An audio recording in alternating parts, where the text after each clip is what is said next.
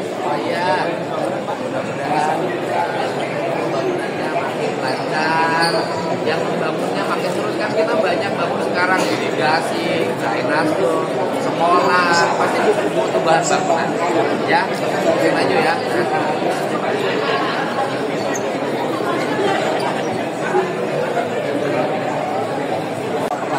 Lanjut. Nah, ini juga realisasi evaluasi di Provinsi Jawa Barat. Ya, ini perlu kita perhatikan bahwa secara year on year, ya, ini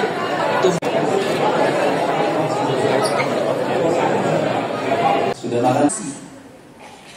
Anggaran orkestrasi bagaimana? Dulu kebiasaan provinsi hanya monitoring dan evaluasi terhadap kabupaten kota, dan itu pakai duit dan gede. Hari ini nggak bisa. Kita pelaksana teknis yang harus secara bersama-sama. Maka nomenklatur anggaran dulu yang digital, IT 700 miliar, IT ini 1,2 triliun, saya hapus semuanya. Kenapa? Ini tidak berpihak pada rakyat. Anggaran-anggaran yang mahal triliunan itu, yang aplikasi-aplikasi itu anggaran yang hanya dinikmati oleh beberapa orang atas nama intelektual. Dia menghegemoni keuangan negara. Dia menjual produknya 1 triliun 500 miliar, dan itu hanya dibagi oleh 5 orang saja dengan atas nama intelektual. Seorang intelektual tidak boleh menyengsarakan komunal karena akan menjadi konflik sosial. Maka saya rubah anggarannya. Dirubah bagaimana? Dirubah menjadi pola pembangunan partisipasi. Apa yang paling utama adalah infrastruktur. Anda mau ngomong kemajuan apapun tidak bisa. Yang diharapkan oleh masyarakat hari ini di mana-mana, teriak di media sosial cuma 2. Pak Dede, jalanan goreng, Pak Dede. Yang kedua lagi, Pak Dede, imahna butut, Pak Dede bocor, Pak Dede. Itu. Nah, kalau seperti itu, maka anggaran dirubah. Nah, apa sih yang terjadi di provinsi kalau tadi melahirkan pertumbuhan, kemudian lapangan kerja terbuka? Merubah, Pak. Misalnya begini. Dulu di Dinas Pendidikan Jawa Barat tidak 1 unit bangunan pun teranggarkan. 0. Saya rubah hari ini mendekati 1 triliun. Dulu anggaran infrastruktur jalan seprovinsi Jawa Barat ini hanya 400 miliar. Hari ini 3 triliun.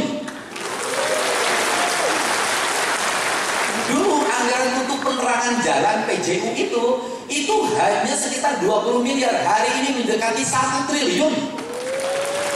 Dulu pasang listrik untuk warga miskin itu hanya 20 miliar, hari ini 450 miliar. Jadi lonjakan anggaran infrastrukturnya mengalami kenaikan yang sangat tajam.